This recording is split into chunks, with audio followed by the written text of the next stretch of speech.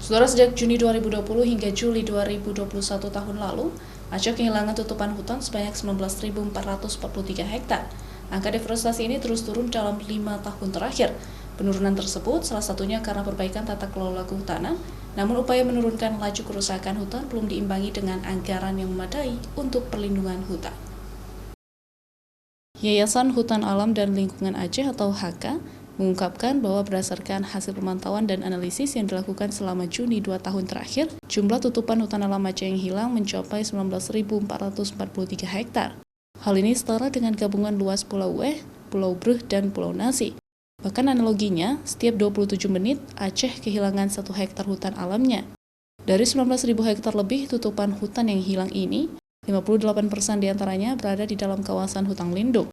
HK sendiri merekam laju deforestasi ini dengan melakukan verifikasi di lapangan bersama mitra, menggunakan foto dari drone, dan juga menggunakan citra satelit seperti Google Earth dan juga citra planet. HK ini sebenarnya sudah memantau hutan Aceh ini dari beberapa tahun terakhir. Yang tersedia itu 2015-2016, deforestasi di Aceh itu masih 21.000. Kemudian di 2018 sudah 15.000 dan 2020 itu sekitar 14 ribuan hektar. Nah, di 2021 ini kita menggunakan metode yang baru.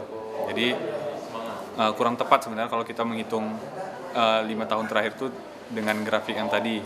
Jadi 2021 ini angka deforestasi itu sekitar 19.000 hektar. Sementara itu, masyarakat Transparansi Aceh atau MATA menilai, meskipun laju deforestasi Aceh turun dalam 5 tahun terakhir, namun politik anggaran belum sepenuhnya berpihak pada perlindungan hutan. MATA sendiri mencatat, jumlah anggaran tahun ini untuk Dinas Lingkungan Hidup dan Kehutanan Aceh hanya 194 miliar lebih atau hanya 1,20% dari total PBA 2022. Sehingga MATA melihat alokasi anggaran tersebut tidak mengarah pada upaya penyelesaian masalah di sektor kehutanan Aceh. Saya pikir ini bisa dibangun strategi baru. Termasuk misalnya kan yang saya bilang tadi bahwa Aceh belum pernah dilakukan audit lahan. Saya pikir ini penting dilakukan dan itu kewenangannya dari pemerintah Aceh juga. Terjadinya banjir di mana-mana di Aceh hari ini akibat salah satunya adalah terjadi pembalakan liar atau sudah terjadi deforestasi makin tinggi. Nah, tapi tidak ada proses antisipasi, tidak ada proses langkah-langkah termasuk langkah-langkah penegakan hukum.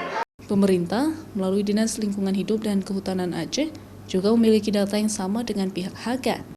Penurunan laju deforestasi ini lebih disebabkan karena semakin baiknya tata kelola di sektor kehutanan, kampanye perubahan perilaku masyarakat, serta upaya penegakan hukum yang menimbulkan efek jera. Mustajab, Kompas TV, Banda Aceh.